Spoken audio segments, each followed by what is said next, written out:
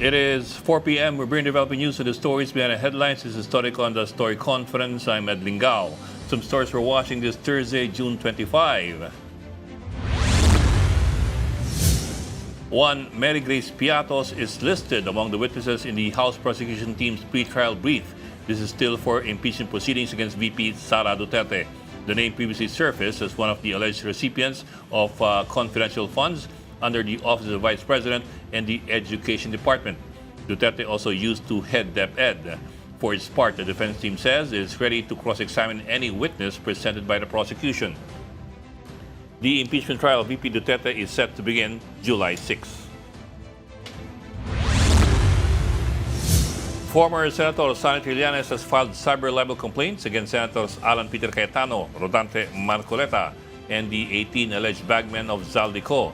The complaint stems from allegations raised during a Senate hearing on June 4, which Trillanes describes as illegal and unauthorized. Trillanes accuses the respondents of making statements that damage his reputation.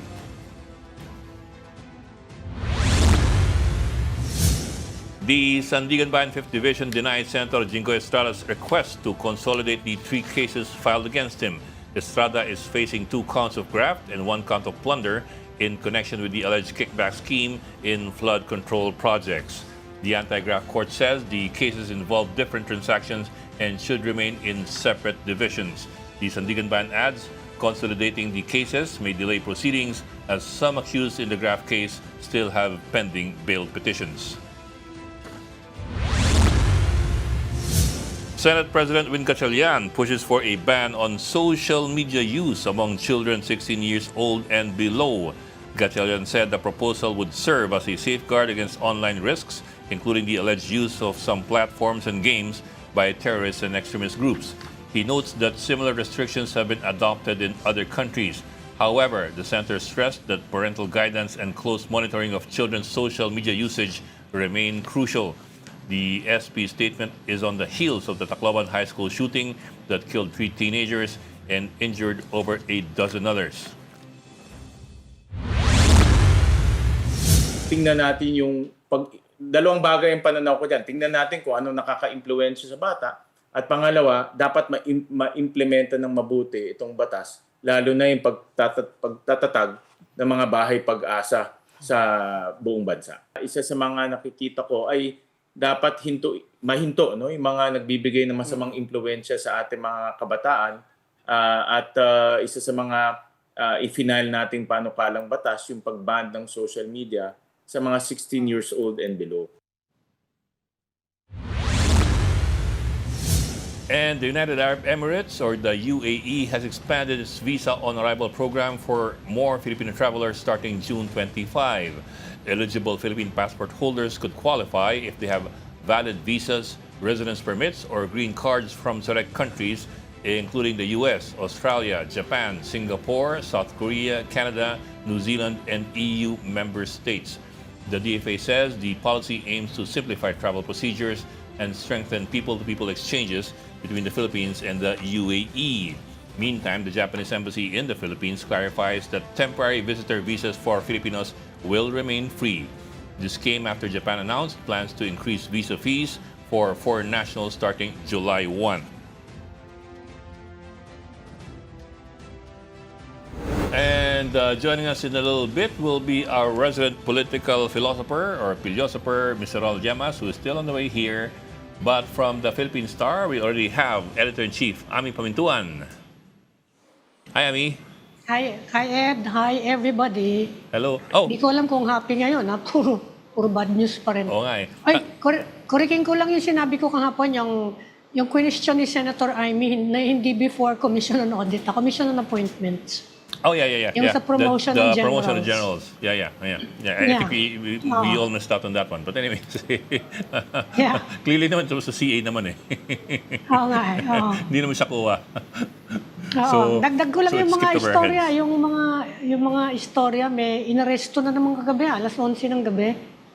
Yung 14-year-old girl sa Tolosa National High School. Yeah. But Na nagpost ng threat na na babarilin daw niya o sasaksakin na naman yung mga nandun sa school. Actually, I mean, Na-arresto siya. we made a conscious decision not to put too much emphasis on that kasi it was a social media post. So it's hard to tell if it's really serious or alam mo yun, yung we are also trying to be careful. Kasi natatakot siya tayo mga Yeah. natatakot siya mga bata eh. Yeah, pero at least alam ng mga police, so they should be Yeah. able to make the appropriate preparations. Pero yun nga we are also trying to avoid din yung mga copycat kasi Yan na nga. it kinda Pero encourages at least it. she was taken into custody para makita nila na masama yung ganun. She was taken into custody. Kasi it was a social media post and it was very generally worded, so parang didn't Hindi ba? Generally worded ba? yeah, Sinabi niya, babarilin niya at sasaksakin eh. baka sayang baka kaya nga ano pa baka barilin o saksakin Oh. yung ganun hindi Kaya nga. tapos meron pang sinabing may you owe me o may utang ganun so Yun na nga. Yun na so nga. it was not natatakot siya kasi that's late malapit ang Tolosa sa Tacloban. yeah. So it did not seem to be what you might call a real urgent threat. Hindi and pa nangyayari. It was also a Facebook post, which tells you a lot of things. Kasi remember, nagganon din yung dalawa Yun doon sa Tacloban sinabi, in-ignore daw yung mga warning.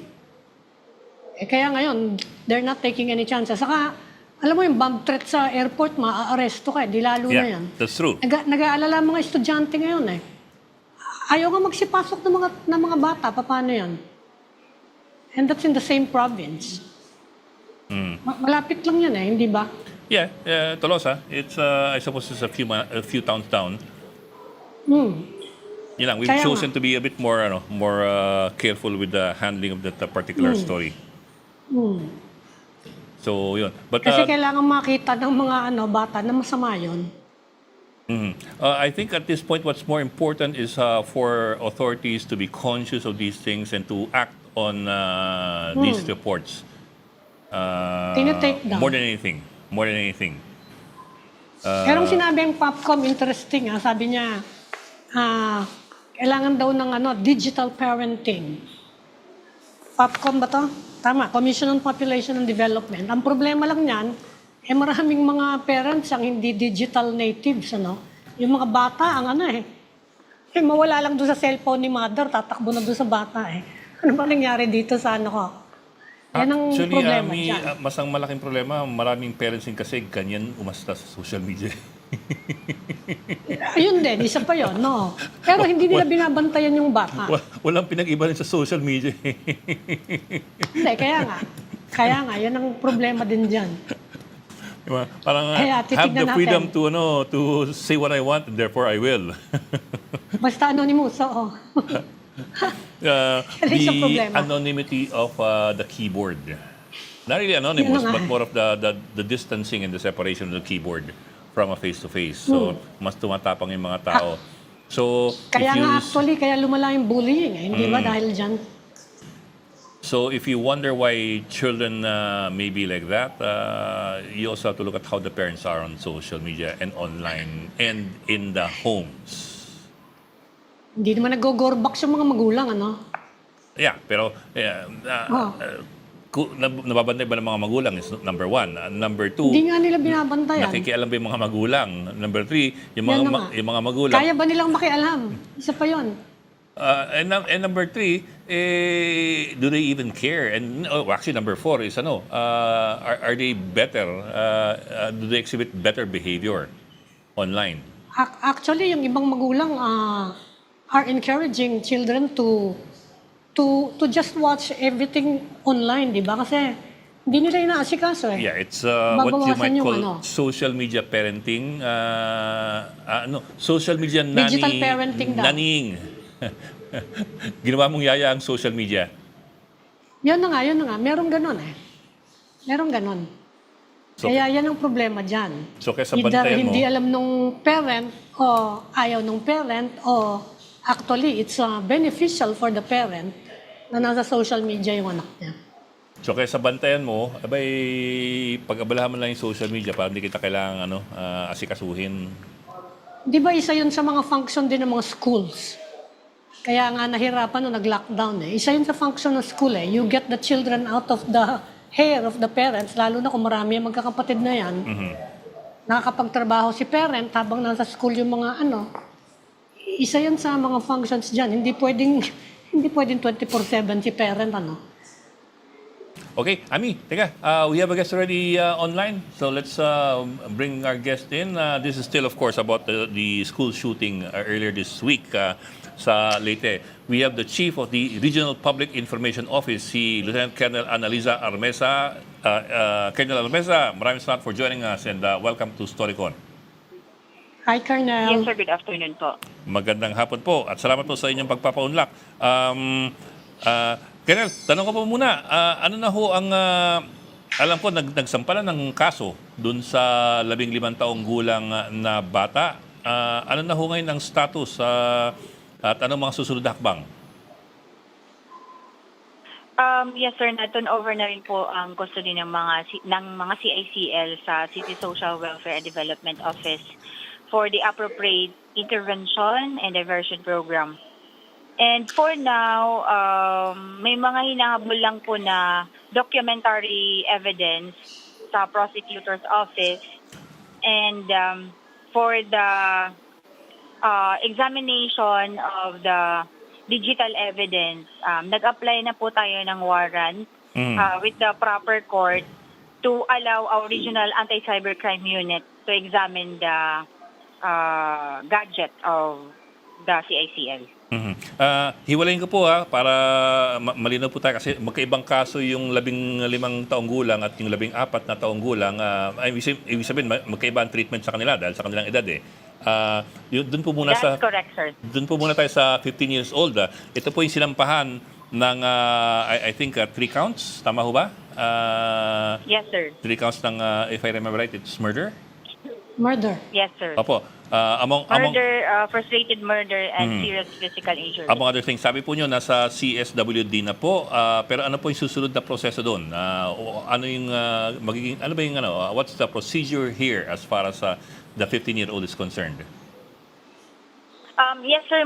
Meron pong procedure in the handling of the CICL under RA 9344. And yun nga yung sinabi ko, for appropriate diversion program with the CICL above 15, si CSWD na po yun yung mag-assess muna as to what appropriate programs ang dapat ibigay sa CICL for his complete reformation and rehabilitation. As to the period, it would depend na sa assessment ng social worker. Okay, so completely doon muna sa CSWD. Wala munang papel ngayon ng PNP. Yes, sir. Wala po. Ami? What about the 14-year-old? Kasi siyang may-ari nung 9mm at mukhang doon ang galing yung almost all the bullets na ibinarel doon sa school. Kumusta na po siya ngayon? Nasaan na siya? Ano yung nakadetain ba siya? Kasi yun ang tinatanong ng mga tao. Yes, ma'am. So, the same po, ang 14-year-old na CICL ay na-turn over natin sa CSWDO. For him naman, he will be undergoing intervention program. The same po, it will be the social worker who will formulate the appropriate intervention program for him. So, considering na 14 years old siya and hinos kami na-commit niya, center-based na intervention program ang i-undergo niya. Pero malinaw lang po na etong dalawang bata, nasa custody, no? Hindi sila nakakalaya ngayon. Yes, ma'am. Nasa custody and yes, hindi po sila malaya na nasa labas and nakakagawa ng restricted sila. normal din ang Restricted ginagawa. sila. Yes po, ma'am. Meron po bang bahay pag-asa dyan sa Tacloban? Meron bang bahay pag-asa? So sad, ma'am, sa Tacloban wala pong bahay pag-asa. That is why they were referred to the RRCY for temporary custody. Ano po 'yon? Ano yung kasi hindi ba requirement 'yon diyan sa diyan sa Juvenile Justice Welfare Act na lahat ng local government Yes, unit ma'am. dapat merong bahay pag-asa. So anong kapalit ng bahay pag-asa diyan kung walang bahay pag-asa yung Tacloban City? Malaking syudad diyan Tacloban ah. Yun ma'am, it's with the LGU na po yata to Oo. answer that. Oo. Ah. Pero Ang- ma'am, just to be clear with that, so yung 14 years old po, kung walang bahay pag-asa dyan, kanina po ngayon ang custody niya in the meantime? Temporarily DSWD. po nasa RRCY. RRCY is... Regional Rehabilitation Center for Youth. Temporarily. mhm. Sino pong nagpapatakbo nun? DSWD Regional din po. Rehabilitation Center is PNP, di ba? DSWD po, ma'am. Mhm. DSWD din. DSWD. Pero yung pong Opo. Regional Rehab Center, yan po temporary lamang dapat. Temporary Yes, sir. parang daanan lamang Custody. ng mga bata. Oo. Oho. Temporary lang po for now kasi yun nga, wala pong pagbahay pag-asa ang LGU. So, I think they are looking for ibahay pag-asa nearby na mga munisipyo para doon ilagay. Mhm. Mhm. Balikan ko po yung 15 years old. So, kasi ito po yung sinampa ng kaso, yung 15 years old eh. Ngayon po sinampa ng kaso, hindi po gugulong ang kaso hanggang walang determination ba ang DSWD sa kung siya po, kung meron siyang kakayahan to determine right from wrong? How does that work po? Discernment. Paano ho yun? Na-determine na po, sir. Kaya nga po nakapag-file na po ang pulis ng criminal complaint. Kasi Okay. na-determine na ng CSWDO na he acted with discernment. Oo. Okay. Saka kapag ganyang may discernment, pwede siyang regular criminal prosecution na, no? Oo. Yes, korte ma'am. na yan. Yung legal process. Regular Oo. legal process pero with the observance of protocols under RA 9344. Mhm. Sa children, oo. Ang detention niya sa children hanggang umabot siya ng 18 above. Tama ba yon? Kung suspended sentence, ma'am, meaning na-convict siya sa crime committed and may penalty na imposed. So instead of putting him to jail, suspended sentence, ilalagay lang muna sa RRCY. Until he turns 18. Okay. Oo. Pero kung mahaba-haba yung sentensya niya, halimbawa 3 yung pinatay na yan saka 3 frustrated murder. Halimbawa lumagpas siya ng 18, ililipat ba siya ng detention facility, ng prison na yan kung na-convict? Ililipat ba siya Yes, sa ma'am. yung regular na prison? Actually, ma'am, before that, may assessment muna na gagawin ang social worker to determine if that child has fully rehabilitated or reformed. Kasi kung ganun, even if malaki yung penalty ng crime na na-commit niya, pwede siyang i-release back to the community. Pero i-assess nga yun, ma'am, kung fully reformed, rehabilitated. Kasi kung hindi siya i-allow naman na lumabas kahit nag-18 na siya or kahit 21 years old na siya. Mhm. And then ganun ba he yun? will be serving the remaining period of the sentence. Mhm. Mm. Pero sa regular prison na yon, kung sakasakali lang Yes, naman. ma'am. Yes, ma'am, if that will be the case. Ma'am, so dahil may determination na po doon sa 15 years old na meron siyang discernment, so aanda na to as a regular criminal case. Tama ho ba? Yes po, sir. So yun nga, sir, nasa prosecutor's office na for assessment and evaluation of the complaint. Mhm. Mhm. Hmm. Tapos, isa pa pong tanong. I understand kasi 3 counts of murder, but at the same time, I think itong 15 years old, ang kanyang hawak ay yung 38 caliber. 38. Oo. Na I think isa lamang po yung expended na bala eh. At mukhang walang tinamaan. Oo. Sa ganun ho ba, walang kaibahan ho yun? Is it like, because it was planned by both of them allegedly, therefore it's a conspiracy and therefore pareho silang 3 counts of murder? Tama ho ba? Is that how it works? No, sir. Sa 14-year-old na si ICL, wala po talagang Sorry, yeah. kaso Okay, against yeah. him. Thank you for reminding me about that. But what I meant was because it appeared to be a conspiracy or planned by the two of them, even though exempted tong isa from criminal liability, dahil tatlo yung patay, so yung 15 years old, kaya po 3 counts of murder kahit isang bala lamang ang kanya napaputok. For that, sir, yun yung final natin, but yun, i-evaluate na lang po yun ng prosecutor with the pieces of evidence that we have submitted and the result of the forensic examination.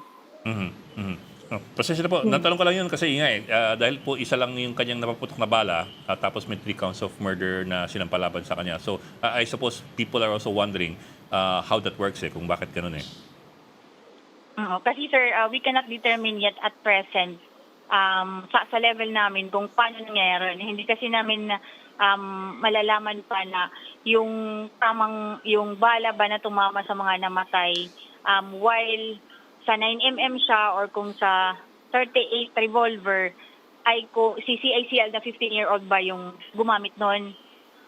Wala pa, sir. So, i-determine na lang yun ng prosecutor Okay. sa paraffin test, Okay. sa So, forensics lang. mga forensic.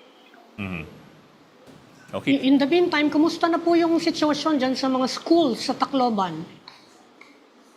Nag-heighten po ng safety and security measures sa mga schools. We have deployed at least two personnel sa mga schools po dito sa Tacloban. In each school po? Pero tuloy-tuloy na yung klase.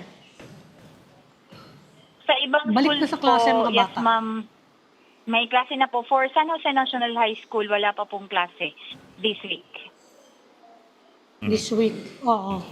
Ami, Kumustahin ko lang po.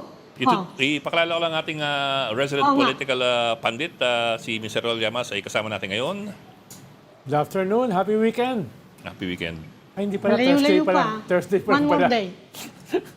Bukas pa pala. One more day. Okay, Ami, go Wala ahead. yung magsesermon sa'yo. Unless si Raul may tanong. Yeah, sige. I'll ask Ami, later. go ahead. Tatanungin ko yung tungkol sa Tolosa Do we have more information po? Batang nakuha kagabi. Oo, sa kanila yun Kukumustahin ko lang yun, Colonel, yung batang, I guess she was taken, hindi ko sabihin kung inaresto or taken into custody yung bata na nag-post ng threat. Kumusta na po yung kasong yon? Yes ma'am, gina-validate po ang report na yon. Pero one thing is certain, hindi po namin tinake into custody yung bata. Hindi siya, okay. kasi may ganung announcement Kinuha Hindi yung po bata. namin tinake into custody. So we are currently validating the report. Hindi ko sigurado kung natanong Validating na. pa lang. Ano na? Anong status nung tsahin? Ayun, punta ko dun. Sige, go. Okay, yung policewoman na pinanggalingan ng barel. Oo, balik po tayo dun sa yung school shooting po. Yung pinanggalingan ng 9mm. 14-year-old. Opo. Yes, ma'am. She was placed under restrictive custody and terminated po ang designation niya. Terminated? Ongoing po ang administrative investigation against sa kanya. Meron na bang siyang initial na paliwanag? What happened? Wala, sir, sa amin na part kasi ang nagkakandat po ng investigation ay ang NAPOLCOM. Okay. Pero ma'am, you talked about administrative action pero what about potentially criminal action? Kasi medyo marami pong sumapit dito. Yes, sir. Yun yung isang tinitingnan if magkakaroon ba siya ng criminal liability, specifically about malversation.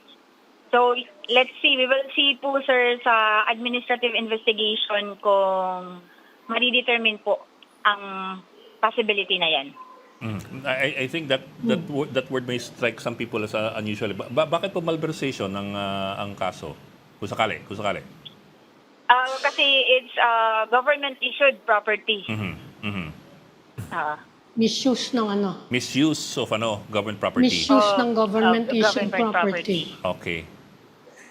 Okay. Well, Pero meron din siyang di ba, yung criminal negligence. I was wondering about that eh. Kasi Kapag ganyan, negligence would yan she na also be reckless liable for that? imprudence.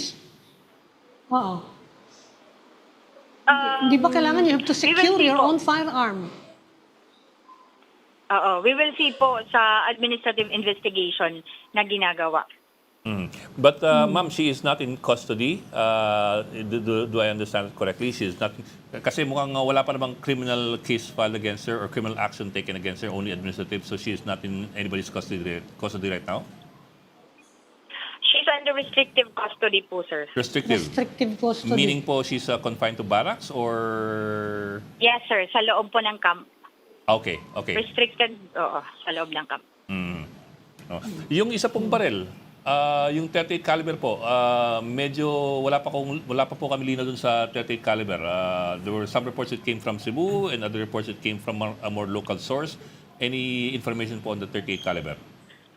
Mukhang fake daw. Yan, sir. Yan, sir. Inimbestigan pa po yan. Yun nga.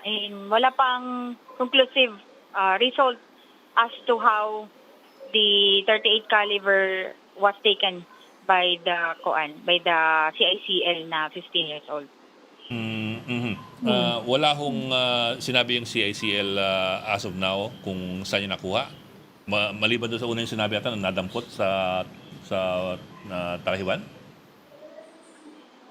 Wala po, sir. Wala po. Sa ano daw yun Sa lolo daw? Di ba? Well, We yun have lang naman that yung initial information, report. ma'am. Sa lolo daw. Oo. Na Yes, dati ma'am. daw na Nakuha namin security yan na guard. information. Oo. So wala pang kasi meron daw kaparehong serial number dito sa Maynila. Yung 38 caliber na yan. Sa Bohol po. So mukhang fake. Mukhang fake. Okay. Okay. Ami, anymore? Okay na yun. Meron din ba mga measures regarding yung mga maraming gaming diyan maraming gaming arcade din diyan sa meron bang tinitingnan din ba yung mga yon o hindi yon outside the radar yon ng PNP? Yung ma'am, sorry. Yung about ma'am? Yung mga gaming arcade kasi yun ang tinitingnan nila ngayon na yung mga violente daw ng mga games. Kaya wala namang yes, ma'am. ganong monitoring ng wala naman. Meron po, ma'am. Minomonitor din po natin yan through our cybercrime unit. Okay. Ma'am, ako Okay, ulit na lang. Yung pinakabago yung kagabi, yung sa Tolosa, nabasa ko po kasi yung at least yung translation yung sa Facebook post ng bata. How serious a threat is the PNP taking this?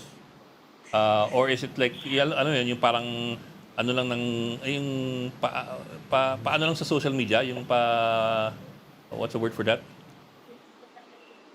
Papansin. Well, I don't know if you want to put it that way. Pero yung ganun, yung pang social media lang, is it something that you take seriously or is it something that appears to be an attempt to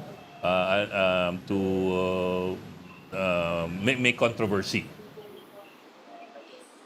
Yes, sir. We have received that information and we are currently conducting validation about it.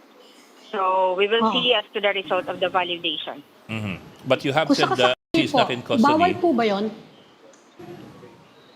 Bawal po ba Pwede yung mga po, ganun? unverified information. Yes, ma'am. Parang criminal offense ba yun? I'm not talking about 14-year-olds Kung yung adult gumawa ng ganon, mag-post ng ganon sa Facebook at na-validate na ginawa nga niya yon, whether he is capable or not, bawal ba yung mag-post ng ganong threat? Kasi sa airport, magbiro ka lang na may bomba ako, pwede kang arestuhin Meron ba tayong ganon na batas na kapag ganyang nag-threat ka, pwede ka ring criminally liable? Yes, ma'am. We have existing laws covering that. Yes, ma'am. And if proven na may violation of the law, we have a law na pwedeng isampa na kaso against the person. But Colonel, Ano kayang offense yun? Ano kayang offense yun? We have the public- anti-cybercrime law. Cybercrime. Cybercrime. Okay. Mhm. Yes, ma'am. We have the Oh. anti-cybercrime law and we have our revised penal code.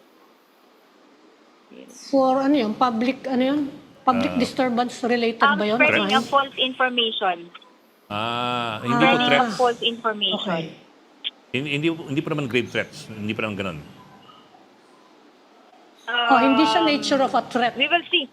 Oo. Okay. We will see, sir. Kung Okay. Yeah, I don't want to press you too much on that kasi it's still very fluid. Pero ako, from my end, last question lang po. Sabi po ninyo kanina, she is not in custody. So what is her status po as of now if she is not in custody? Binavalidate po kasi namin and yung ang certain ko lang, sir, wala sa custody namin. And we are validating that report. Okay. Okay. But you have, I assume you have Okay. taken all necessary measures to ensure the safety of everybody. Yes, sir. That's true. Okay. Tito Ronald, Ami? Okay na. Okay. Maraming salamat kay Okay. Colonel Annaliza Arameza. Siya pong hepe ng Regional Police Information Office, Region 8. Thank you, ma'am. Thank Salamat, you, Colonel. Colonel. Thank you po. Okay, thank you po. So, yun, klaro yun. Yung 15 years old, may determination na yung CSWD that he is... Discernment. he already has discernment, kaya pala sinampa na yung kaso. So may power yung Criminal. DSWD. Mukha naman yung DSWD talaga yung kasi PNP does not have, I think, that expertise to Hindi determine discernment. ko kasi sigurado kung nakalagay sa batas yun. Na Hindi, pagbata, it has to be DSWD yata. Kasi of course, may capability ang PNP. May mga psychologists sila. Nag-nunyo psychiatric test yung mga yan sa hindi, gun ownership Kaya usually nilalagay talaga age. Dahil yung discernment ay subjective eh. Di ba? Discernment, no? May kilala nga ako 60-year-old na, wala pang discernment eh. wala pa ako 60, so hindi ako yun. Actually, maraming Defensive ba? maraming mga psychologists na nagtatrabaho sa PNP. Kasi unang-una sa recruitment nila, kailangan yon. You have to pass it. And then, yan nga sa guns. Well, you have to apparently. pass it. Tapos regular. Regular yung pagkukondak mo na yan ng mga psychiatrist. Baka sila nga yung pinakamarami naka-employ na mga psychologist but and you're talking about psychiatrist. the Yung mga ideal world. school ang kulang. Kaya yung iba ay gustong tanggalin na yung age limit at ilagay na lang discernment. No? May yun. mga ganun eh. Oo. Pero sa ngayon, wala pa kasi yun eh. Kaya hindi ko sigurado itong qualification na kung may discernment ay pwede Sa nang ano makulong. yun? Doon sa juvenile, Hindi, makukulong Juvenile ka. Yeah. Justice Act nandun. Yes, doon sa juvenile system. 15 above. Yeah. Between 15 and 18. You know, it's a multisyllabic word that people may have difficulty grasping immediately. Pero basically, discernment is your ability to determine what is right and what Understand is wrong. right and wrong. Oh. Yeah. Ano kung daming politiko, walang ganun ah. Kaya nga eh. Yun na nga ang problema. Do they qualify Yan nga as ang problema. minors? Ipapaano din natin, papatesting din natin sila for discernment. So yung 15 anyos, sinampanan ng kaso at gugulong na yung kaso dahil nga criminal kaso siya. criminal, Criminal prosecution. Dahil nga may determination na siya ay may discernment, therefore he is not exempt anymore. Oo. Pero ang criminal custody liability. niya is in a juvenile facility. Yeah, for the meantime. Yan lang ang pagkakaiba. Mm. Juvenile facility na wala pala ang Tacloban. Oo, parang nahiya si Colonel sabihin eh. Required yung bahay pag-asa dun sa law eh. Hindi, yung mga budget kasi napunta sa ghost projects. Yeah. Oo nga napunta sa flood control. Okay, Imbis so na sa bahay pag-asa. that's for the 15-year-old kid may determination, so he is now facing criminal liabilities. Yung 14 years old, he is still exempt because of his age. But he's in custody. Oo. I think this is something that we need to be very clear about. Hindi po ibig sabihin na dahil 14 anyos siya'y laya. Hindi po ganun yun. Oo. If Siya'y restricted. Ilalagay pa rin siya sa Bali, isang facility. Oo. Kasi yun ang ano eh, hindi ng ibang tao na, kahit pala gawa ng Hindi, dapat kasi, karumal-dumal. dapat kasi within Pag-asa, no, Bahay Pag-asa, meron dong isa pang mas stricter na Parang facility. parang maximum security. Inside. Oo. Parang dun sa maximum security. Para dun sa mga 12 to 15 na Saka lalo sa ganyang klaseng offender. Na guilty of heinous crimes. Kasi ayaw mong ihalo sila sa mga matatanda. Yes. Nasa kanya yun. Nasa RA 10630 yun eh. Ayun lang Oo. parang walang budget para ipatayo yun. Kaya nga nagulat ako dahil malaking syudad ng Tacloban, wala pala sila nun. Oh. Takloban talaga eh. Pero nasa batas Hindi, siya. that's a big city. Ay, ang tawag doon, IJISC. IJISC yung tawag doon. Although it's not surprising kasi kahit yung juvenile facility natin, for, alimbawa, yung may pinick up kang mga street children o mga pickpocket na bata, o kaya yung mga, kahit yung victim lang ng domestic violence pag binigay mo yan sa DSWD nagkwento sa atin ito pag binigay mo sa kanila, kung minsan, kailangan ibalik agad nila dun sa household. Wala silang facility or overwhelmed yung facility nila. Yes. Ano ang Kulang na kulang tayo ng facilities for juvenile rehab and care. Iba pa kasi yung mga juvenile rehab na mga addicts or biktima ng drug abuse. Ibang counseling pa yung kailangan doon. At saka hindi yun totally tinitigil yung drug use. Pinipace out yun eh. No? Pinipace out yun. At least sa ibang bansa. Sa atin kasi parang wala tayong sistema ng ganyan eh.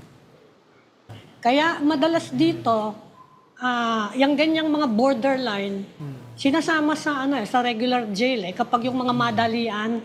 Sa natin dadalhin pa natin sa malayo. O dito ka muna, kasama ka muna Kaya mas lalo silang ng matatanda hanggang nakakalimutan na, uy, may bata pala rito. at mas lalo silang naaabuso. Merong ganung mga that's common. Lalo silang naaabuso at saka lalo silang nagdi-deteriorate. Lalong na-expose. At nagkakaroon ng mga idol na Yung Mga mga maling bossing idol.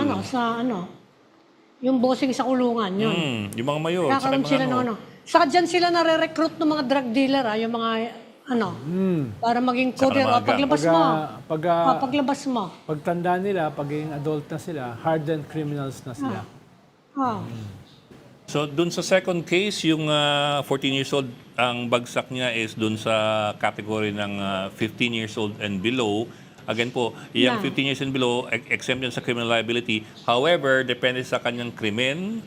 Kung minor crime lamang, maaring intervention tapos release to custody of social Balik siya. worker or parents. Kung minor. Parents, normally. Kung major Normally. crime po ng 15 years old and below, major crimes, murder, rape, and other Custody ka. talagang yan, hindi kulong in the sense na bilibid, pero kulong Walang in the bars. sense na Juvenile facility. juvenile facility. Wala siyang bars. Oo. So, Meron Actually, siyang mga kwarto. Actually, yung sinusunod natin, United Nation na hindi siya usapin lang ng discernment. Basta 15 years and below ka, hindi ka pwedeng ikulong dun sa mga talagang mga prisons. No? basically, huwag ka ihalo Dapat- sa United Nations pa yun. Dapat malaman natin yung situation dito. Nagpapunta ako ng reporter doon sa ilang dito local government, Metro Manila, sa Bahay Pag-asa, ayaw daw silang papasukin.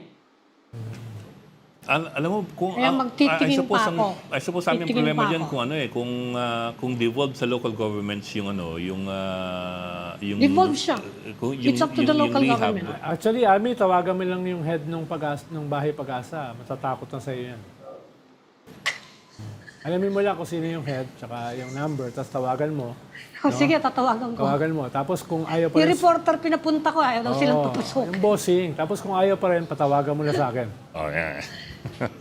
Sige ha. Kasi galing din sa Gusto ko Bahay makita Pag-asa. yung sitwasyon Nung And kabataan remember, niya. sigurado, ibang situation sa Manila Saka dyan sa ganyang lugar. Yung Yeah. medyo, halimbawa Tolosa, Hmm. medyo syudad na rin yun, pero I mean, hindi naman syudad, pero medyo developed na siya. Kesa yung mga malalayo, kailangan malaman natin, di ba?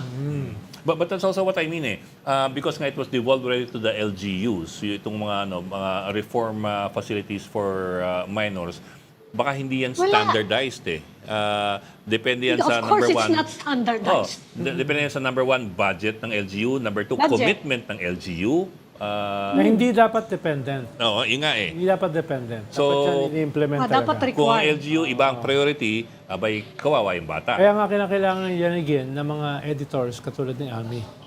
Kung tinawagan niya. Halimbawa, Hindi wala nga evacuation center na matinuyang mga Hindi, local ako nga, government sa tinawagan. dami ng bagyo natin at earthquake. tinawagan ko nga yung presidente. Maghahanap pa kayo ng rehab for juveniles. Tinawagan ko nga yung presidente ng SSS dahil merong isang 95-year-old na sinisingil ng utang na 45 years ago Ha? No? So, kailangan mo yan For what? again. 95 years? Oh, parang may utang sa SSS. Tapos nag-accumulate Hindi nabayaran. na. Yung 1,000 nag-accumulate Oh, na. accumulate Tumaas ang interest na tumaas. nun, Ganun. Sabi ko, ba't yun kinolekta 45 years ago? Tapos So magkano ngayon? 100,000 yata. Oh, may interest yun Tapos 95 years old. So, naman, layos naman nila, in fairness. Pero ayun nga, kailangan mo yanigin Kailangan mo yanigin yung mga ganyan. Yung burokrasya minsan, Pag pinadala mo, reporter lang, baka painumin lang ng kape yun, tapos pauwi na No? Mabuti man lang kung pinainom ng kape, basta sinabi hindi pwede. Hindi pwede yung ganon, di ba? Hindi pwede yung lalo na kung journalist, no? Bawal daw. The bureaucracy can sometimes be cold, heartless, and faceless. Aawayin natin yan, no? Yung mga ganyan. Hindi pala sometimes, no? Actually, dyan sumikat yung mga tulpo yung ipatulpo mo. Ganyan mga issue yun. Pinupuntahan nila. Ganyan, tatawagan. Tandaan diba? nyo, Ganyan, no? one of the tulfos went to the National Mental Center for Mental Health. Nakita nila yung sitwasyon doon. Diyan sila sumikat. Yun, hindi diba? natin, despite the law on mental health care, napabayaan yun. Bakit? May yung budget, kulang sa budget, kung ano-ano. Yan, mental health na yan. Di lalo na tong juvenile facilities. Marami-rami din yung mga children natin in conflict with the law. Anong ginagawa dyan sa mga yan? Pwera pa yung facility for dealing with children who are victims of abuse. Marami-rami din yan. Kanino mo ibibigay yan? Buti na lang yung presidente ng SSS, kilos kagad. No? Pero kinakailangan mo yanigin ng konti. Diba? Hindi naman ikaw yung 95 years old, Hindi. Hindi naman. Ayun lang, sana hindi mo na kinakailangan mangyanig, di ba? Kaya natatawag tayong bully. Lalo na si Ami, bully yan. Bully.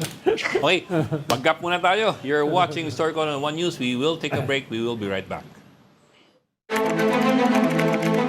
This is the Story Conference Group or the Storycon Group.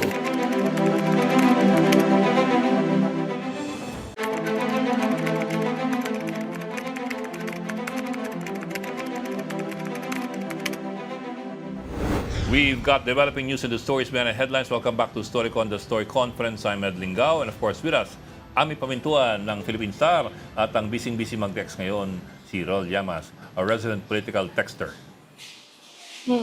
Baka si Rex Gatchalian yan. Tinatanong mo, DSWD. Hindi. Kumustahin niyo na yun? Hindi na nakikinig eh. Sabi? Resident political texter, hindi na heckler. Oo nga, texter ka daw eh. Baka sabi ko, baka si DSWD chief yan tinatanong mo. Ito naman kasi Storycon, part-time ko lang to Hobby. Hobby, okay, hobby. Hobby lang to. Kaya, Ba't ang dami mo? yung full-time ko nandito sa cellphone. Ba't ang dami mong hobby dito? Dumadagdag yung mga hobby mo.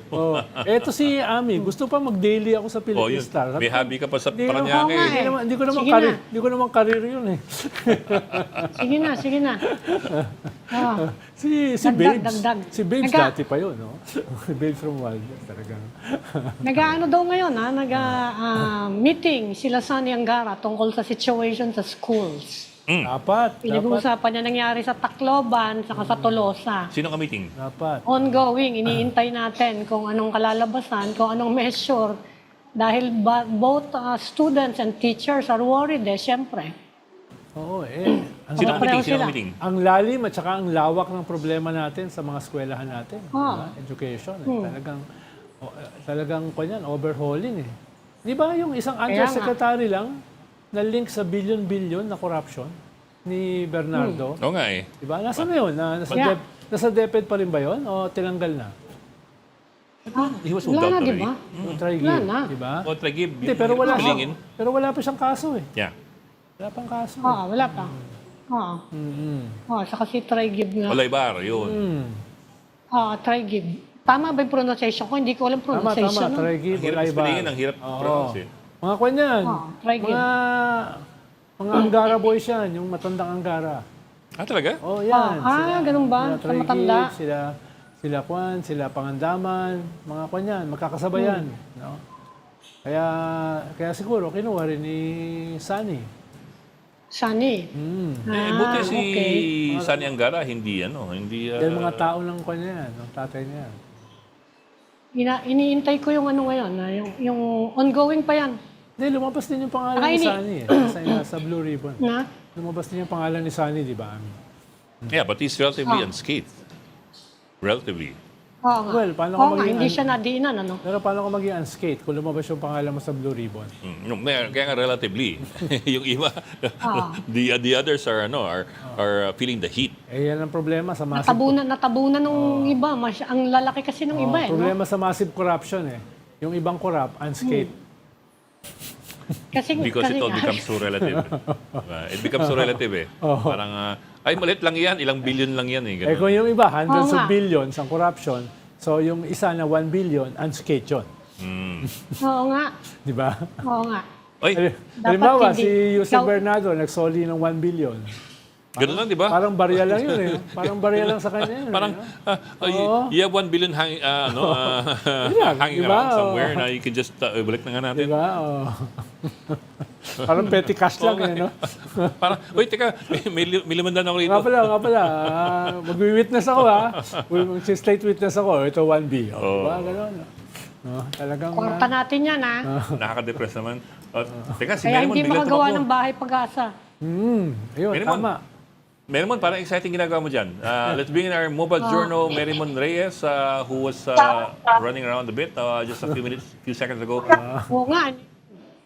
Eh kayo kasi, daldal nyo. Ayun tuloy, nawala. Ayan, pero we have Merimon, ano live yung mga images from naglalakad Merimon na yun? Reyes. Well, so far, ito yung House Prosecution Panel. Sila Congresswoman Rebecca Wistro, Joel Chua, Laila De Lima, Okay. na kagagaling nila ng session hall ang nasabi sa atin. Parang nag-inspection lang daw sila nung session hall. Pero so far ito, medyo lumiko sila. Akala namin dadaan sila dito. And Merimon, yan ba yung mga nilamon? nako, sinasabi naman nila na wala naman daw lamunan na nangyari. Kasi supposedly, kapag ganun daw, ibig sabihin meron daw verdict na someone gets the favor over the other. Pero so far, ang isa sa inaabangan natin, sabi kasi nitong parehong House Prosecution Panel at saka Defense Team, optimistic sila na matatapos daw nila itong remarking ng documentary evidence hanggang ngayong araw. And ang sabi naman ng Clerk of Court ni Attorney Ray Bantub, kung kakailanganin naman daw mag-work over the weekend para mabuo na yung pre-trial order and ma-issue na by Monday, eh gagawin naman daw nila yun. Bok. Merimon, may formal na ba, opposition, yung defense, kasi nagsalita sila eh. Hindi daw dapat isama yung SAL-N ni VP Sara sa mga evidence. Meron ba silang formal manifestation na gano'n, opposing? Ang sabi kanina ni Attorney Powa, baka raw mga bukas sila magpa-file nung pinaka-formal na reply nila tungkol dyan. Pero ang sinasabi naman ni Congressman Terry doon, parang kailangan daw makita yung pinagmulan nung supposed wealth ni VP Sara Duterte. And that includes kahit as early as early 2000s hanggang daw sa current year. Pero so far, pagdating sa side ng defense, wala pa sila naging direct na answer tungkol doon sa manifestations. Even yung pagka-question doon sa nilalaman ng BIR or Green BIR box na Green box. minamanifest na mabuksan na raw sana. Pero ang goal naman ngayon, House Prosec Panel, kung sakali raw na matatapos itong conference na hindi mabubuksan, ang ipupush naman daw nila ay markahan na raw yung kahon muna as it is. Yung kahon and contents, hindi Na unsealed. hindi paghihimay. Ay, na-sealed. Okay. Unsealed. Oo. Sealed na siya. Sealed pa rin siya na box. Pero mamarkahan na raw. Kumbaga pre-mark. Pero hindi pa unsealed. Okay. Okay. Ah. Hmm. Yung schedule ng impeachment trial initially was set for July 6, if I recall correctly. Mukha bang kakayanin pa yan o will they have to move it?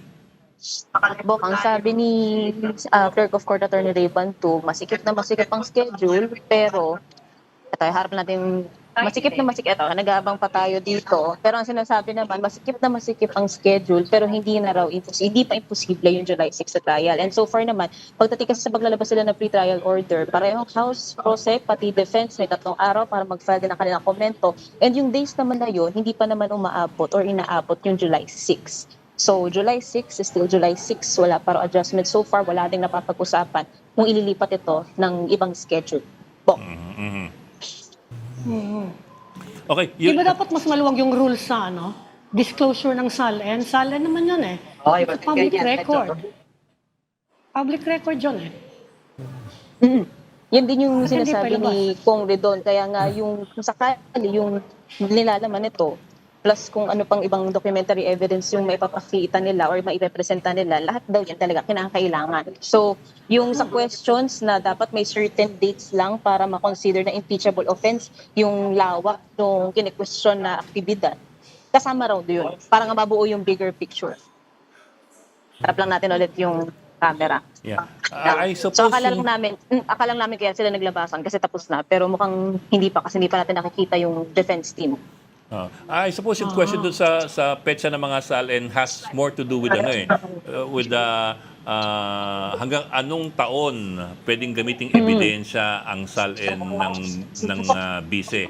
Not so much yung kung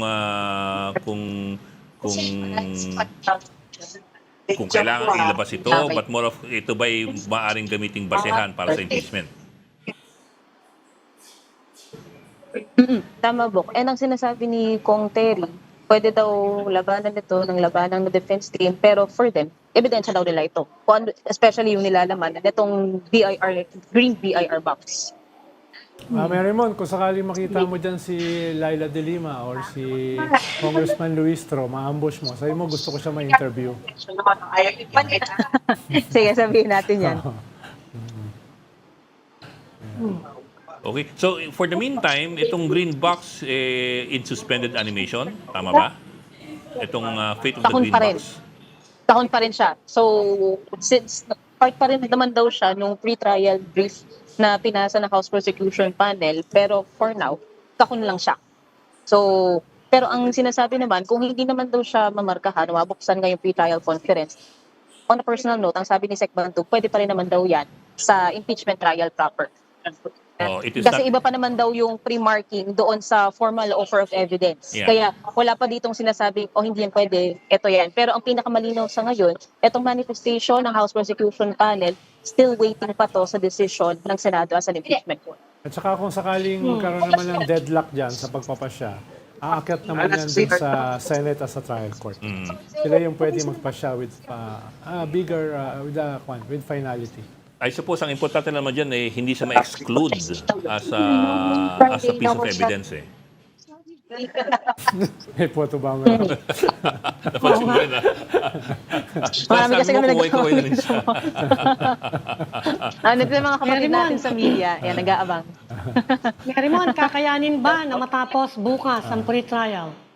Ang sabi kanina ni Congresswoman Luistro, wag daw muna sanang isipin na hanggang bukas o hanggang Sabado. Kumbaga focus daw muna nila is ngayong araw. Ang nasabi kanina ni Kong Terry, di ba raw sana hindi na umabot ng 7 p.m. Pero ang nasabi naman kasi ni Sec Bantu, basta pipilitin nila ngayong araw, kaya aabuti pa ng gabi around 7 p.m., tatapusin daw nila itong pre-trial conference para yung sa Sabado, housekeeping matters, and then tatrabahuhin yung pre-trial order.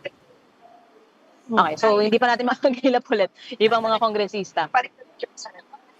Okay. Actually, we only have a week and a half to go. No? Sila si Tatay, pinapalis na tayo. Okay. Ayan. Sige. So walang mga kongresista so far eh. Hindi na sila dumaan dito sa harap natin. Nandun sila sa isang holding room. Okay. Okay. Sige na, pinapaalis na sila. Okay, sige. Maraming salamat, Pinalilipit Marymon na kami Reyes. muna. Thank you, Mary Mon. Yung sa tanong mo na sila ba'y nilamon, baka lumpia ang kinain.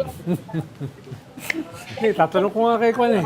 Kay Laila or Wala kay Kong Liwistro eh. Iba dinaan daw eh. Baka lumpia ang ano. Hindi makakatanggi yun eh. O yung mamahaling turon sa Kongreso dati nung panahon ni Mitra. Ano pala, if the schedule holds true as originally planned, it's a week and a half na lang before the start of the impeachment trial. July 6 eh, oh. Maraming mga rallies na nakaschedule. Halimbawa sa 28, dyan sa People Power 20 Monument. Sunday. EDSA Shrine. Tapos meron pa sa July 5, merong Sunday rin. marathon dyan sa Ayala. Teka, 28 is People Power Monument. People Power Anong grupo Monument. Yung White Ribbon. A White Ribbon. Flood control yan, di ba? That's flood control. Parang jumble na lahat. Halo-halo na. Halo-halo na yan. Jumble. Halo-halo na. Oo, nandiyan ang Catholic Church, nandiyan yung mga civil society, nandiyan yung mga retired generals, no? Halo na yan. Nandiyan yung Catholic Educators Association of the Philippines. Halo-halo na yan. Yung July 5, Mas yung dito sa impeachment yan. okay, Focus particular na sa impeachment. Kasi Kasi the eve of the impeachment yan. Takbuhan sa Ato, Ayala. marathon. Hindi naman marathon dahil yung marathon mahaba. Yan, diyan siguro, paikot-ikot ka lang sa Ayala. Baka may edad to mga... Paikot-ikot ka lang sa Ayala dyan. No? Pero yan, mga kahenerasyon ko, Gen Z, tsaka O kaya nga, hindi kayo pwede marathon. Kaya isang kanto lang yan. Si Manny Isang Mugato. kanto lang ilalakaran Si Manny nila. Mugato, kakain ng Lakad na siopaw. tapos kape kaga, di ba? Si Manny Mugato yun, sa gilid, manonood, no? Kain ng siopaw. Mag-hekel-hekel. Dala-dala yung Fishball, kanyang, fishball. Magkakaroon dyan ng fishball. Mga edad niya eh. dala-dala yung kanyang tungkod. No? Okay, so... Tapos meron uli sa sa Asais. Kailan pa? Yan yung opening. Mismong opening. ano, the day after, Opening mismo. July 6. Yan yung students at saka mga clergy na uli. Saan yan? Sasabayan niya Sa ng Senado Pro yan. Sa Duterte Senado naman. yan. Senado. Magsasalubong yan ng mga DDS. No? Pro Duterte, meron din sila. Sana walang gulo. Ang alam ko plano dyan parang Jericho March. No? Meron silang facsimile ng isang wall ng Jericho. Tapos nandun sa taas yung akusado. Tapos ikot-ikot sila. Tapos may mga trumpet sila. Yung mumurahin yung pang New Year. Oh, yung ganun, kulay Ay, orange. malakas yun, ha? Ganon, no? Malakas yun, bubuswela. Oo, pero 10 piso lang yun, ha? Yan sa... Hindi, Yung maramihan. sobra ka naman. Hindi Yung naman 10 piso yun. Hindi, wala kasi New Year pa eh. Maramihan eh. Bagsak ang presyo mo. Saka made in China yan eh. No? Kung ba, Walang demand din. Uy, nakakabingi yan, ha? Lakas-lakas niya. bibili ka ng 10,000, discounted na yun. No? Dinidispose na lang nila yun. Kung 10,000, pwede na. Oo. Dinidispose dahil matagal pa New Year eh. So, yan yung mga... ito isa pagkakala mo lang, parang hindi ikaw nagplano ah. Hindi, naobserbahan ko lang. No? Na-observe mo, Baka di pa nga i-resale yan, ha? nangyari. Baka i-resale sa New Year yan, ha? Naobserbahan ko lang. No? Yan yung mga hindi nabenta. Diba? Na-observe mo, di Baka pa nga nangyari. i-resale sa New Year, Hindi ha? nakita ko nakatambak sa Divisoria. Okay. Tayo ko nalaman dyan. Nare-report lang natin yung mga pangyayari. Di umano. Oo nga. Di umano. Kaya mo si Ami, naniniwala. Ikaw hindi. Okay. Nagkakaloka na tayo. Sige. Wala na. Pagkatapos nun, July 6. Yun ang plano. Pero siyempre, pwede mabago pa yan. Pwede madagdagan, mabawasan. Yung bago mag-SONA, meron. Wala? Meron pa yan. Before Sa SONA. Meron pa yan. Hindi, right on SONA Anong pwede ba day. ng SONA ngayon? May build-up sa SONA. Lagi naman merong- ganon, no? Merong SONA mismo. Di ba? O kanyan. Yung singilan yan. Sa mahiya ka naman. Ano ba ang SONA? 27? Oo. 27. No? Singilan yan. Hindi nahiya eh. Paano yun? Yung ba yung topic doon? Hindi nahiya. Paano yun? Yan. Hindi nahiya. Oh, may suggestion na si Ami para tema doon sa sa SONA rally Hindi nahiya. Tsaka nationwide yan. Halimbawa sa 28, meron yan across the country, meron yan sa Cebu, meron yan sa Tagupan, etc. Meron. Ganon din sa July 6. Mga nationwide mobilization yan. Again, wala kang kinalaman dito. Napanood ko lang doon sa kanilang YouTube. Nasa YouTube. Okay. Sige. Di umano. Mag-gap muna tayo. We are on until 5:30 p.m. Storcon will be back after a quick break. Please stay tuned. This is the Story Conference Group or the Storycon Group.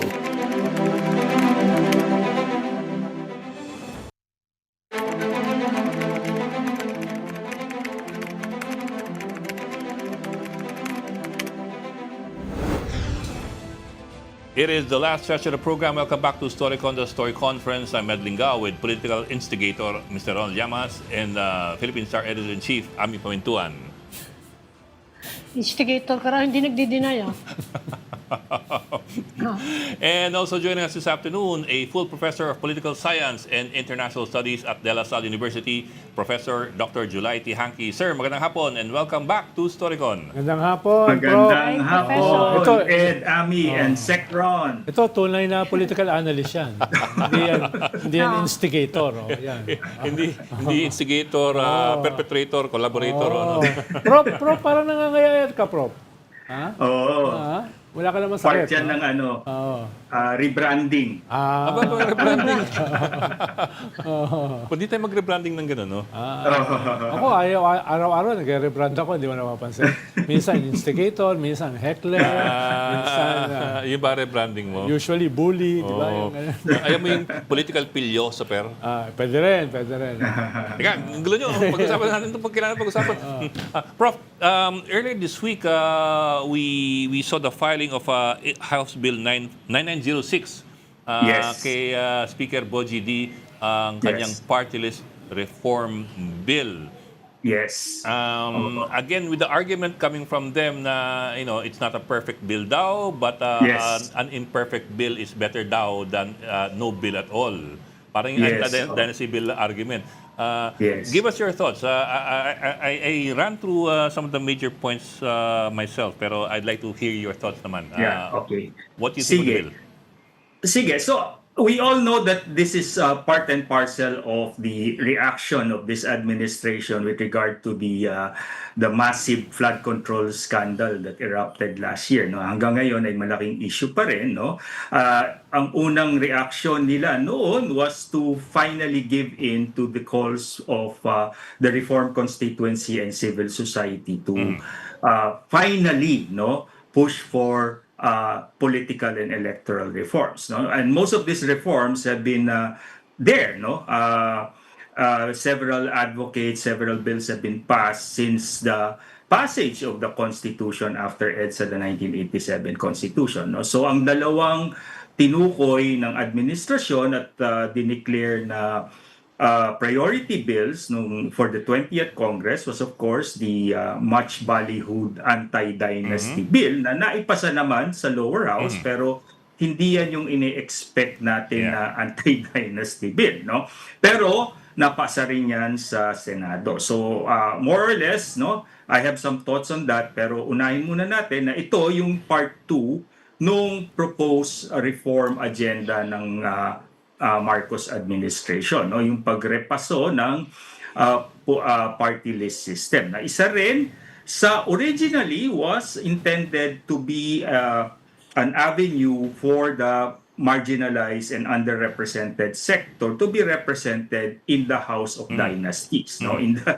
the House of Clans, So kaso through time, from the very beginning, ang problema natin sa party list system ay definition, implementation at interpretation, At ito ay cautionary tale din dun sa sa kakulangan, at kahinaan ng isang elite-led reform agenda, At nakita naman natin, dito sa party list system, nasa konstitusyon yan. Maganda yung objective ng konstitusyon, magbigay ng daan para sa mga mahihirap at mga iba't ibang sektor ng lipunan na magkaroon ng boses sa loob ng Kamara.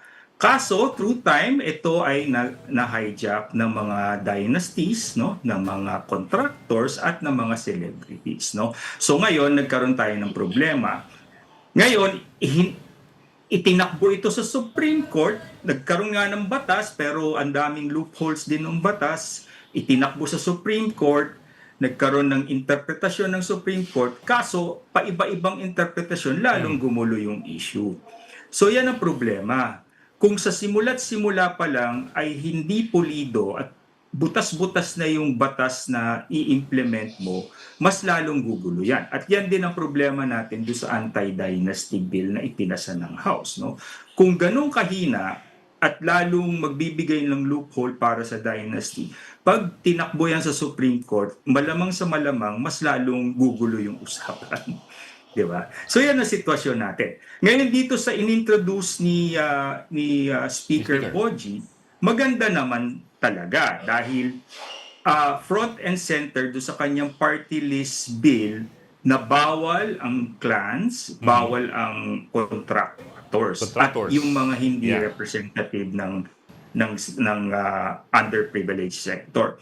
Kaso sa aking palagay, itong hinain ni Speaker D ay dapat kasama dun sa anti-dynasty bill. At isa to sa mga kakulangan nung ipinasa nila yung anti-dynasty bill. So ang mangyayari nito, ginawa nila itong front and center ng kanilang party list reform, pero hindi mo pa rin ina-address yung root problem ng current party list system natin, which is much more technical, no? Yung party list system natin kasi, dalawa yung issue dyan. Yung issue ng integration, paano pagbilang ng boto at paano manalo ng seat sa party list system. At yung pangalawa, yung issue of representation. Sino ba ang dapat ma-represent? Ang ina-address lang ng bill ni Speaker D ay yung pangalawa, issue of representation. Pero mas may malalim na issue ito kasi nga yung issue of integration. Kasi yung party list system natin ay hango doon sa tinatawag na proportional representation na mas common sa mga parliamentary system. Kaso, yung sistema natin ngayon meron mixed electoral system na kung saan 80% ay yung tinatawag na plurality, first past the post, paramihan ng boto, yung sa district, no, yung district seats natin, kung saan namamayagpag ang mga dynasties, at yung supposedly 20% sa party list ay yung ang technical term talaga diyan ay proportional representation.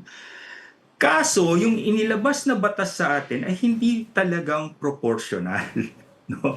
Doon nagkakamali kasi unang-una, sa proportional representation kasi, kung ilan yung boto mo, ilang porsyento ng boto mo ay dapat almost equal dun sa ilang porsyento ng seats na mapapanalunan mo sa loob ng Kongreso. Ang objective kasi dito, hindi paramihan ng boto kung saan yung mga dynasty at yung mga established political parties ang namamayagpag. Dito kasi, pag may share ka ng vote na sector or ikaw ay representative ng mahihirap, pwede ka pa rin mabigyan ng upuan dahil may share ka sa vote. Ngayon, pati ba naman yung share ng vote para sa mga mahihirap at underrepresented sector, ipinatos pa nitong mga dynasty at contractor. Yun ang problema natin. So, kailangan repasuhin din yung formula na yun. Sir, tell me if I'm getting this right. What you're saying basically is that the real marginalized and underrepresented sectors mas dadilute pang chances silang makakuha ng seats because of the way that the numbers are being gained. Precisely. Yes, oo.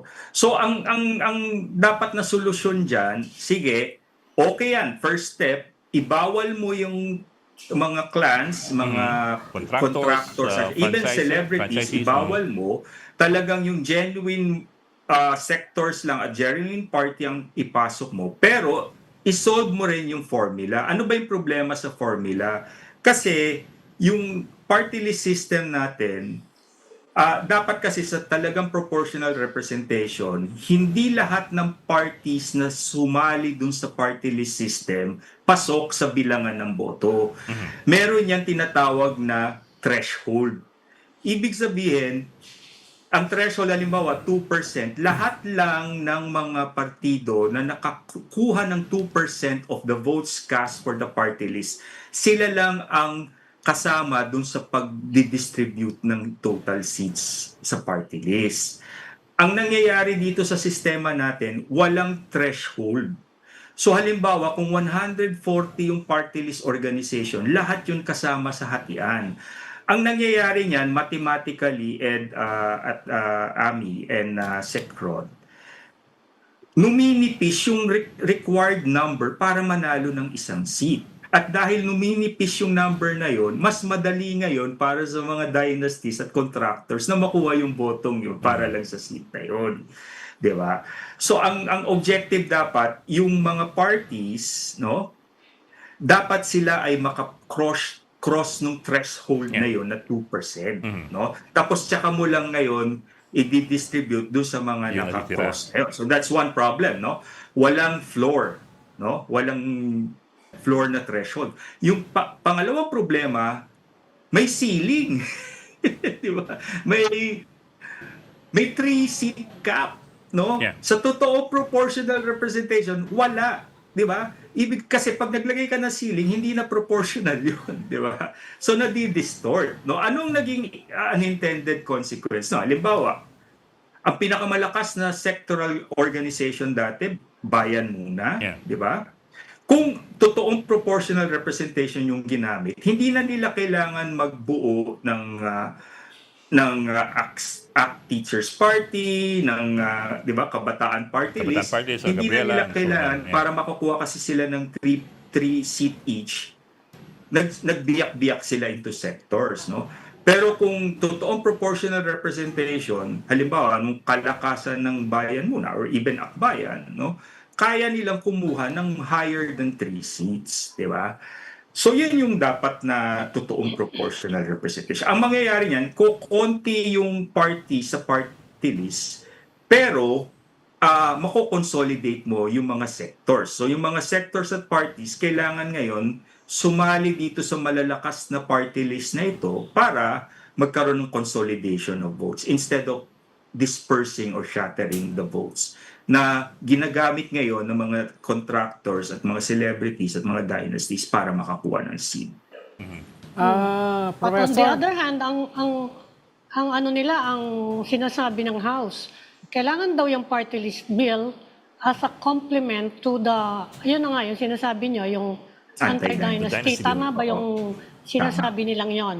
Oo, tama yun. Kaso nga, ang mangyayari kasi, dahil lahat ng hearings dun sa anti-dynasty sa Senate at sa House, no, at pati ngayon yung hearing sa party list reform, inattendan ko at naging resource speaker ako. So nakikita ko rin at may sense ako, ang reading ko sa room, no, willing sila ng pagbabago kung yung pagbabago ay nasa interest nila, no? At mapapanatili yung halimbawa doon sa party list as anti-dynasty, no? Kung tutuusin, hindi yun well, up to a certain extent mahihinto mo yung dynasty, pero in fact, kung Hindi titignan mo, completely. malilegitimize pa yung dynasty, lalo pa Oo nga. dami, no? Because of the So, clustering. ganun din ang kinakatakutan ko dito sa bill na ito. Kasi by saying that this is the reform bill, they're not really addressing the technical aspect nung party list. Tatanggalin ba nila yung 3-seat cap? Maglalagay ba sila ng floor, ng threshold? Yan yung mga important questions sa party list. Of course, important yung pagbabawal ng dynasty, pero dapat kasama yung aspect na yun doon sa anti-dynasty law. At hindi ito dapat front and center ng party list reform. So ang mangyayari, ang PR nila ay magiging, ito na yung party list act, pero it's really just part of the anti-dynasty law, no? At ang sense ko, dahil may malakas na bloke na nabuo sa loob ng House, yung Party List Foundation, no? Yeah. Na talagang lahat ng non-ideological party list group ay nagbuo ng isang malaking bloke at napakalakas ng influence nila. At sa tingin ko, ito yung gusto nilang itulak, no? So hindi nila gagalawin yung mga technical problems siguro na 3-seat cap, yung threshold, yung mga dapat na baguhin. Ngayon, ang tanong na lang dyan, katulad din doon sa anti-dynasty, no? Anti-dynasty bill, at least si Majority Floor Leader Sandro Marcos was honest enough to say na hanggang dito lang yung kaya namin dahil kami ay mga dynasty. Ang importante lang ay mapasa ito at inaasahan nila na ang Senado hindi tatanggapin yung version nila. At yun din ang inaasahan namin, no? Kasi yung version ng Senado kung saan we work closely with the committee then chaired by Senator Risa Ontiveros came out with a practical and reasonable, hindi siya perfect, pero workable na anti-dynasty law. And we're hoping na, balita ko kasi, I don't know, Secron, no?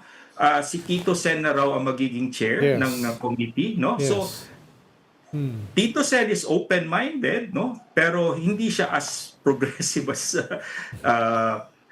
Senri, no? Kasi Yun nga po yung tatanong ko sa inyo. Anong Oo. fearless forecast mo sa BICAM?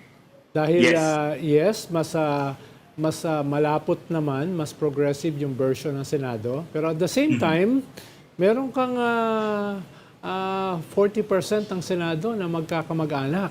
Diba? Yeah. And Yes. yung diluted version ng House hanggang second degree of consanguinity, tatamaan yung 40% na yon, no?